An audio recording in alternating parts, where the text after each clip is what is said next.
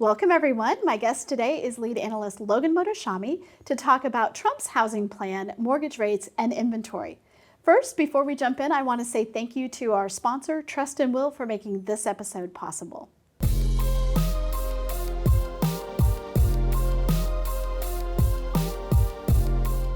Logan, welcome back to the podcast. And we are once again in person, this time at the Mortgage Banking Summit. So that's pretty exciting. Yes, it's always good to be face to face, and you can't boss me around when I'm right next to you. That's not true. I can totally boss you around when you're not right next to me. I have no problem with that. Lots of interesting things. Of course, you're going to be giving your keynote here in just a little bit, but I did want to bring up mortgage rates, especially why mortgage rates haven't gone higher after some of the drama we had. So, of course, last year at this time, the Federal Reserve cut rates. The 10-year yield went from 362, eventually went all the way up to 479. But September and October, you saw a very aggressive move. Mortgage spreads weren't as good last year as it is this year, so you didn't get enough protection on the upside with yields. And this calendar week, mortgage rates went up 0.5% in just a few days. That's not happening, right? You're talking about last year it went up. Yeah, last year it went up. And this year, I'm sitting here, it's Tuesday, 10-year yields at 4.12%. Another report just came out from the Carlyle Group saying that job creation was really only 17,000 or something to that nature. Didn't read the full report, but labor over inflation, right? We are sitting here again. We were told that because of inflation, because of deficit spending, because we had $10 trillion of loans that we had to refinance, there's no way bond yields could go down. They came down, but now they're acting differently. Why? We have 1.25 rate cuts into the system. Jerome Powell and his arrogance was taught a good lesson in manners that you follow aggregate labor data and not make up stuff at Fed meetings. So the labor market is softening but not breaking, and that alone has kept yields from increasing like they did. Now, if the economic data start to get better, since Jerome Powell said zero job growth is acceptable, so you get just 20, 30, 40, 50,000 job growth, then you can have yields pick up, but we just don't have that sharp reversal. And a lot of that is still Fed policy and labor data. It's not inflation data, it's not deficit spending, or it's not the treasury supply. It's just basically a growth scare and a labor scare, and bond money went to bond markets because there are no bond vigilantes out there. Bond traders are here to make money, and boy, they just went ahead and went with buying bonds as they always do when there is a fear of the labor market. This is very good news for everybody in our industry because the last thing that we need is to see that go back up in a quick fashion. I also think, what are your thoughts on the fact that we have a government shutdown right now, and that could influence some of the, the fact that people's sentiment or just maybe everyone's just kind of in a holding pattern. I know what you're going to say. Okay, just say it. Go ahead. Nobody cares. Okay, I'm telling you, You're gonna say nobody cares. Not until people start having higher bills or maybe healthcare or something. But for right now, there is not enough pressure out there. And of course, we all want to see the data out there, but the bond market has not really cared. 10-year yield hit that 4% level, key level technical it held, bounced up, reversal 418. We're just back and forth right now. That looks pretty normal action. Now, if we get 30 or 40 days and all of a sudden premiums go up, that starts to matter. But for right now, markets don't care, right? And because of that, there's no real pressure yet on either party to do something. Is one thing that I was thinking about when you think about the spreads is if the government shutdown goes on for too long, does that affect the spreads? Because is that one of those shocks? No. Okay, that's good news. Yeah. Again, I want the answer to be no. I would tell you this. What is the one thing that impacted the spreads? Mortgage spreads were getting better in 2023.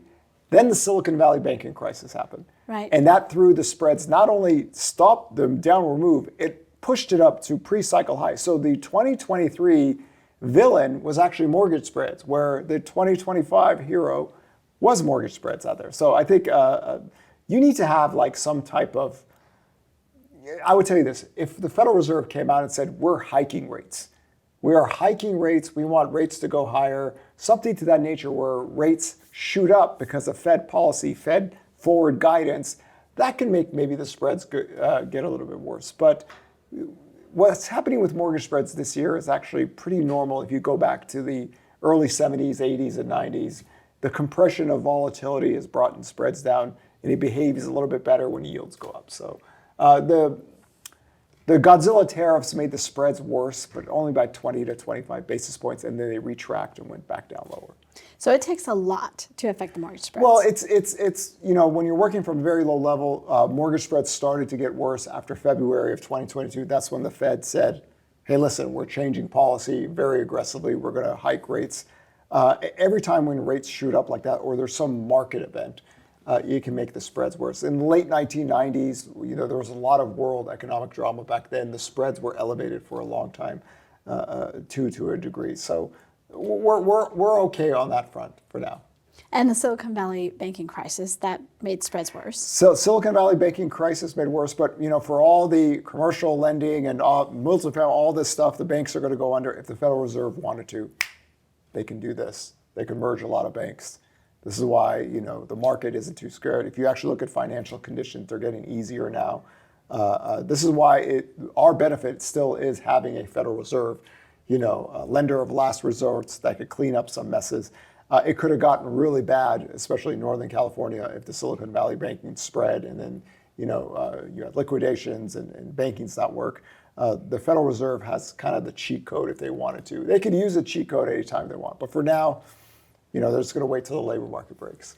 Wait till the labor market breaks. Okay, the other topic that I wanted to talk about was inventory. But first, I'm going to talk about the Trump social post where he was talking. It was specifically about inventory, where he was calling on Fannie and Freddie to boost home building or home builders. It wasn't super clear from the post exactly what he wanted Fannie and Freddie to do, but he was like, now there can be financing, and he wanted the builders to move on the lots. He said they have 2 million lots they're not building on. So I know you have big thoughts about the builders.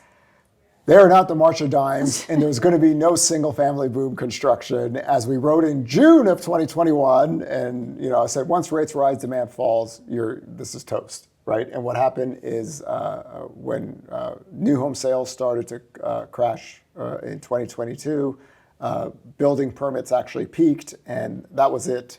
The housing construction ended. This isn't a thing, right? There's 2 million lots. There's not going to be any construction boom. You could maybe get multifamily construction maybe going, make it the cost effective to the rents, but the builders' completed units of sale is up here. When it's up here, if you go back 6 decades, they don't build homes. Why? Because if they keep on building more and more homes, right, and there's more supply, that's deflationary. Right. And deflation is never good for our economy. Inflation, actually, as long as it's steady and low and stable, that's when, builders can build homes, make money, because all the things that go into their cost, their profit margins have been falling and falling and falling. So I don't care if there's 40 million lots. They don't operate that way. Now, what I wrote in 2021, if the government wanted to go in there and say, hey, we'll pay you the full amount, we'll take the loss on the books, build as many homes you want. Go ahead. See if we can get that done. But I mean, even then, why would they do that? Because that puts them out for 10 years. They don't. Well, I mean, the thing is that construction productivity is terrible here as well. We still build homes with hammers and nails. So until I actually see what this is, I would not put much stock into the 2 million lots that are available. The completed units of sale has always been the key supply line for the builders. And it was low for 14 years. It's just this year, right, when we wrote that article in December of 2024, that now the supply story is catching up to the builders, where they've gotten away with it for so many years, and now housing permits are at COVID-19 recession levels and heading lower. So I'll wait and see that, but I don't think that's a single family thing. Maybe it's a multifamily kind of a product out there, but or manufactured homes. Manufactured homes, something that. Manufactured homes, I mean, people just don't buy manufactured homes. I'm just like, the resale value is never good. We're Americans. Americans like big single family homes, build as many apartments as you want, right? The people who make money still buy single family homes. This is what I'm trying to convinced people for 20, 30 years, we don't buy small, right? Because by the time you're an adult and you get married and you have kids, you buy a house. You need a house big enough for your family. That's what we do. So there's limits on what you can do. But again, if you really wanted to help the builders, I don't know, tariffs, regulations, whatever, the cost has to be lower, but they need demand, right? New home sales have been back and forth from 2018 levels in a range. They're not exceedingly higher. They're not going much lower than the lows of 2022, of course. But this was a supply and demand story, and it's not shocking that housing permits are at recession levels. So we've wrote about this. We've talked about this. They are not the March of Dimes for a reason. In the business to make money, right? To make money. Well, I want to talk about the supply because I write a newsletter for our subscribers. It's called Subscriber Digest 3 times a week. And yesterday, on Monday, I sent out one about this very topic, right? And anytime I write about listen, we housing supply is pretty good right now. I mean, we're not in a low supply environment. I get a lot of feedback. People in our industry definitely feel like we are underbuilt and there's millions of things missing. I know that's not your take, If me. you're underbuilt, then homes should be flying off faster. Okay, so that's what you're looking at to see where it's just it's a false. It's a false theory. A lot of people, now, of course, I'm not a low inventory person. In the last decade, I used to make fun of people say, there's no homes to buy. I go, whoa. There are homes to buy. When there are no homes to buy, it looks like COVID, right? Where homes are just flying off the shelves, prices are going out of control. That was the time where I had to adjust and go, okay, we have an inventory issue now. But now, do I see like a supply problem? The builders? No. Permits are at recessionary levels. Inventory is up, price growth is cooling down, home sales are at record lows. No, it doesn't work that way. That's what supply and demand economics is. If you had a supply problem, homes would be selling off the roofs. Right. But this is where I think the conversation for a lot of people starts to get complicated. In the last decade, as long as we have 1.52 to 1.93 million, it's an okay market. Normal inventory is 2 to 2.5 million. Okay, but if there was a supply problem, the product that we have right now is expensive. So home sales aren't growing, but I've heard this argument for. You didn't know me in the last decade, but I used to go after the low inventory people a lot in the last decade. I said, really? So how come there's 2 million active inventory? There are homes to buy. Most sellers are home buyers. What's happened in the last 14 years? We sell homes faster, right? It doesn't take that long to sell a house. So the inventory channels look a little bit different. But I, as long as we're over 1.52 million, days on markets are back to normal. The builders aren't going to build homes because it's in a business to make money. And that's the supply and demand equilibrium for decades. Decades we learned. This is how it's worked since the Peloponnesian War. And people are still saying, there's no homes to buy. No inventory is too low. And I go, come on. Well, to your point, you adjusted in COVID. So 2022, right, in the aftermath of COVID, the very lowest level of inventory ever, 242,000, right? For our data line, we got 240,000 in March, but COVID was terrible in a sense. I remember going back to one of my tweets on May 18th, like, oh my God, prices are already up 8%, and inventory broke in 2020, and it had no seasonal increase. It was like the worst possible nightmare was happening. Inventory broke to all-time lows, no seasonal increase, and rates were low. And here comes the millennials, and here's the biggest housing demographic patch. I'm like, oh boy, this is why we were team higher rates early 2021. You got these scrub buckets running around here saying, forbearance. Remember the forbearance? Scrub buckets. Forbearance crash bros, by the way, pour a drink for them. Those guys were just awesome. They didn't let it go either. I still have people tell me, forbearance. I'm like, dude, homie, it's like 0.05%, man. What are you talking about? You're like, give it up. Give it up. So yeah, active inventory is back to a healthy level. Price growth is at a healthy level. This is as good as we could at. And remember, mortgage rates aren't coming down to 3 or 4% anytime soon. So the supply and demand equilibrium works, but don't think that the builders are here we're going to put our heads down and build supply and, oh wait. Completed units of sale. We have that chart. We put it in the articles for a reason. Look at it. 5 decades it's been telling us this story. 5 decades the builders are doing. We're not the March of Dimes. Logan was right. We're here to make money. I also think, you just need to look at the market. That is what the market's telling you. If the builders thought they could sell more, they would be building more, right? So yeah, and I think that goes into a whole different subject. Like, builders know their demand curve, right? When their forward-looking demand confidence index starts to rise, they start to get excited. When does that happen? When rates fall. Right. It's happened a few times in the last few years, only when mortgage rates get down to 6%. So they feel a little bit more confidence because they got to take a contract, they got to build a house, and that buyer has to be available right there. So when rates are lower and stable, they feel more confident. Then they can start issuing permits. That's what happened late 2022. Rates went down to 6%. Builders started paying down. Rates went lower than sub 6%. They're building, permits were rising, and then rates went up again. So economic cycles, all you have to do is look back in the builders, and they've acted the same way in every cycle post 1960. they're very predictable. Yeah, they're very predictable. So nothing abnormal. So I'm questioning about the 2 million lots thing, and I question about people who are still saying inventory is too low. If it was, the housing data would look a lot different. There's also a question about what Fannie and Freddie themselves could do about this situation. That's a question. We'll have to see what the plans are for that, but I wonder if that's more of a multifamily construction or some type of discount to the builders or something to that nature where the cost of building for them is less, so they can feel a little bit more comfort. Margins, guys, think of margins, right? Not the March of Dimes. March of Dimes does not have to worry about margins, but home builders in America do. Okay, so you track inventory every week in the housing market tracker. That's how we know that in 2022 it got down as low as 240,000, and that's why we know this last week. It's like now we're up at 860 something. 63,000, yeah. 863,000 homes that are available right now. But we do see inventory growth slowing down. So kind of explain that. So Nick Chamaris of the Wall Street Journal tweeted something yesterday. He said, prices accelerated a little bit higher. Is this a one-off? And I'm retweeting that. I'm putting John McClane out there. Welcome to the party, pal.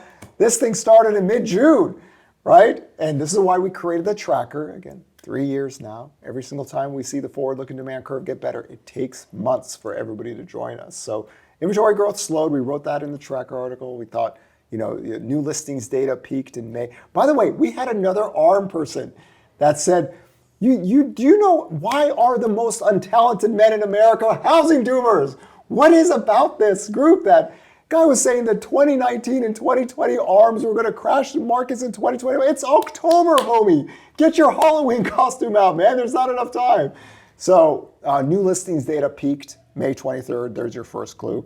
There were some delistings going on. Mortgage rates started to creep lower. Inventory growth started to shift mid-June. Stayed that way July.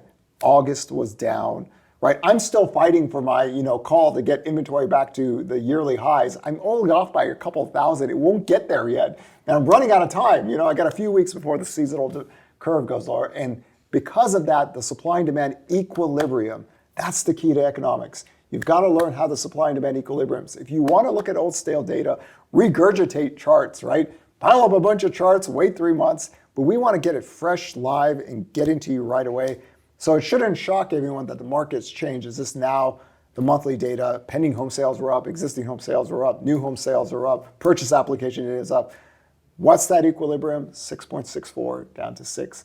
But even a little bit above 6.64, the market dynamics were shifting, right? So new listings data is the key to everything out there. And I think that's it peaking on May 23rd was really an interesting variable in 2025. Amazing. Okay, well, I don't want to end this without saying congratulations to us. We reached 1 million downloads this year, faster than we've ever done that. We already and passed we won that. an award. We are an award-winning podcast. Yes. I have to call out our producer, Alyssa Branch, because she does such an amazing job. And let me just tell you, you think, I have to do a lot with Logan. Alyssa has to do this with both of us, okay? Like every day, we're usually in a different place. We're in different hotel rooms. We have all sorts of variables. And we She's are amazing. Noticeably late all the time. Okay, let's not say we in that one. Let's say you are noticeably late every time. So I love you, Alyssa. Thank you so much. But really, I want to say thank you to all you guys who listen. We meet so many people who are like, you're part of my daily routine. When I go to the gym, when I'm biking, when I'm doing this, you guys are the reason. And we so appreciate it. We love our fans. The odd couple works, right? Yes, Yeah, there we go. yes. So thank you guys. And Logan, thank you. Pleasure. It has been a lot of fun. It's 5 years now. Yep. You know, we've been doing this, and it's just going to get better over time. Totally agree.